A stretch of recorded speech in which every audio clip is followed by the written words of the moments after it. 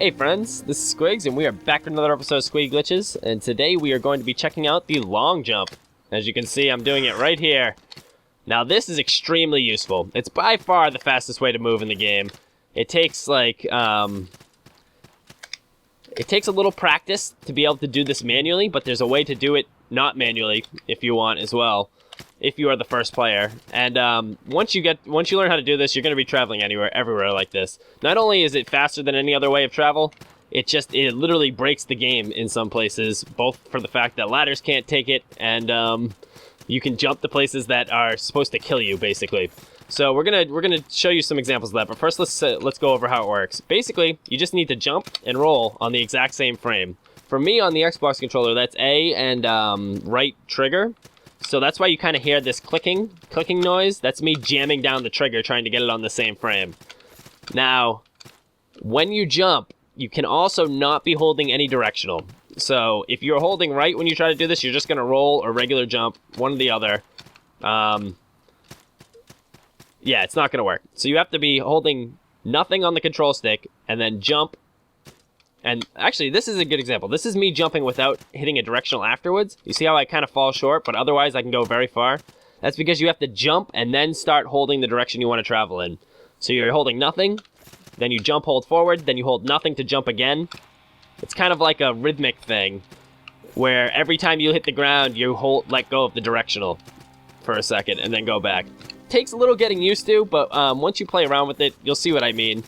And a good way to get used to this before you're good at hitting the trigger and A at the same time, which is not as easy as it sounds, not on the same frame anyways, you can just set it up to happen automatically by changing your controls. So we're going to go into the controllers, we're going to remap the keys, and we're going to find roll, and we're going to find jump, and we're going to map them to the same key. Now you can see I have two sets of keys here. I'm using the controller, so I'm going to fuck up my my keyboard controls by adding in this. You can always reset to default too. See, it'll say the key's already mapped to roll. Is this okay? Now we have jump and roll both mapped to the back button here. So I should be able to just hit the back button, and it will automatically execute this for me. Now, after a while, you're probably not going to need to be able to do that when you're regular rolling, as I fail a million times in a row. When you're, oh my god, it's because I'm on camera. That's how these things works, folks. You can't execute when on camera. Anyways, whatever. I'm not embarrassing myself any further. What I was gonna say is you might not need to do that all the time when you're doing them in normal life, but you are gonna need them to do the ladder glitch that I'm going to show you in a moment. But first, we're gonna show an example of how this can be helpful without using the ladder glitch. Let's go up here. So we can do some sequence breaks in this game with our new found jump roll, such as right here, if I could execute it properly. And come on now. Oh, I forgot. I'm sorry.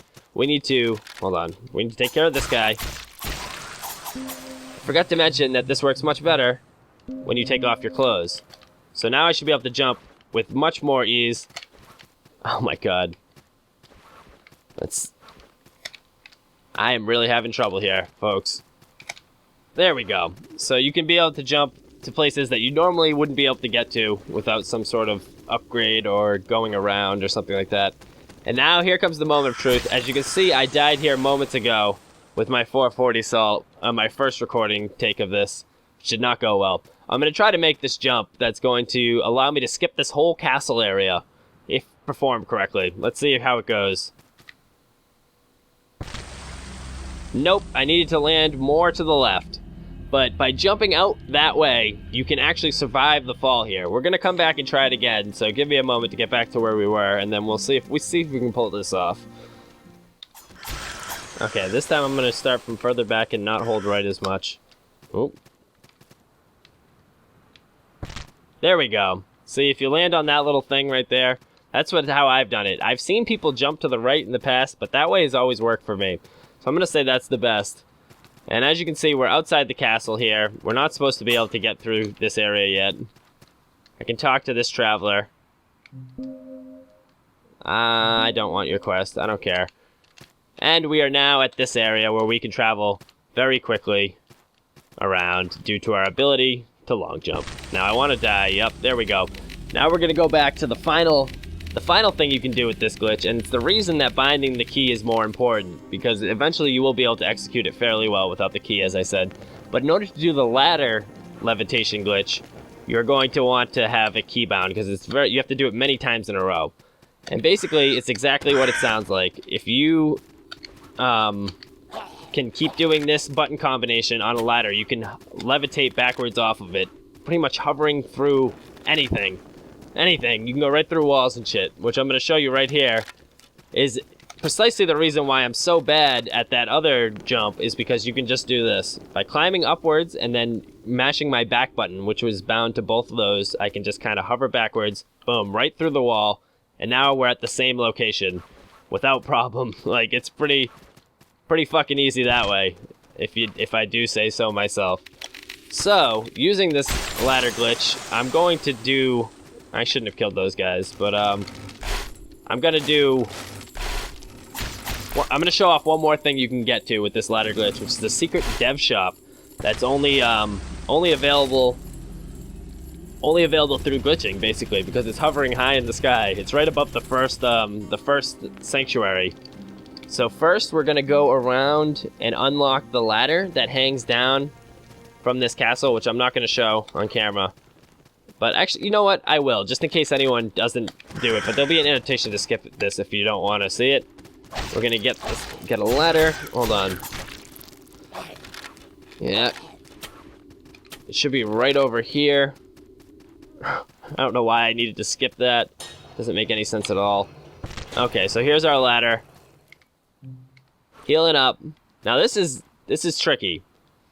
I don't know exactly how to measure this out, to be honest. So what I do is I look for a spire that's going to the right, like a spire on top of this tower, like that pointiness right near where it says red flask on the screen. You can see it going up and down.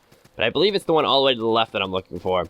I wait for that to hit the bottom right corner of my screen, and then I count about 20 more clicks after that. And that's about where I want to end up. You'll see what I mean in just a second. I'll start counting when it's necessary. Looking for that spire to go to the corner of the screen there. No, it is that first one. And 1, 2, 3, 4, 5, 6, 7, 8, 9, 10, 11, 12, 13, 14, 15, 16, 17, 18, 19, 20.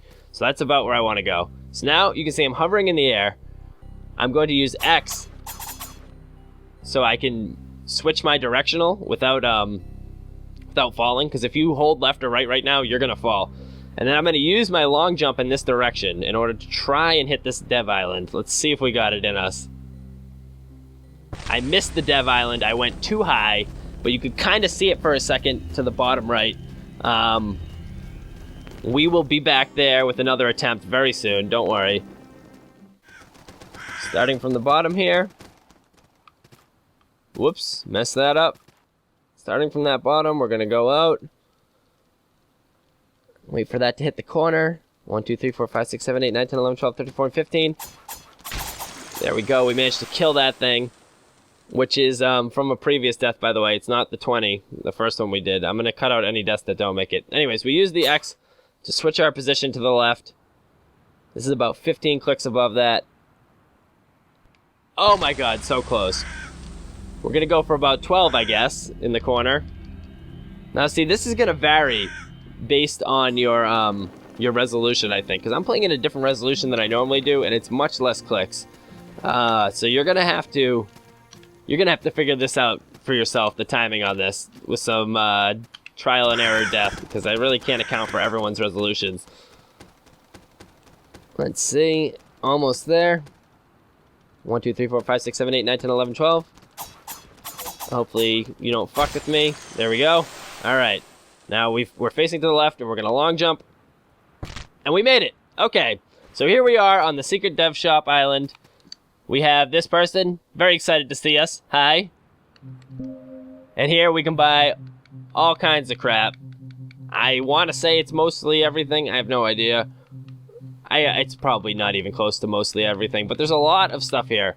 I know that the thing that people look for are the Jaws of Death. This is used somehow in speedrunning, I believe, of this game in some categories.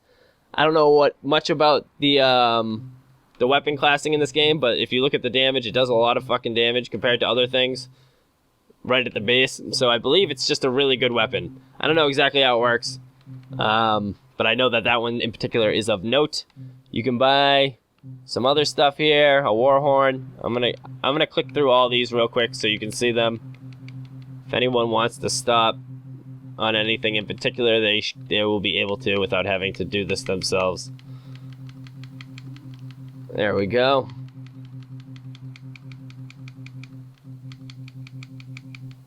There we go. That should be everything. So, that's the shop. We got the Scarecrow dude, who is, this is the same as that other... I don't know what he does yet. See, I'm still in the middle of this game myself. I just really like the glitches for it, so I don't know too much about, like, the end game and stuff like that.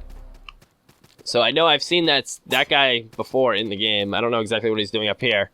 This guy says, Moello. Muello, I guess. What's your wish? I don't have a wish. Oh my god, I wish not to jump off the edge with my crazy acrobatics. So yeah, that's pretty much it.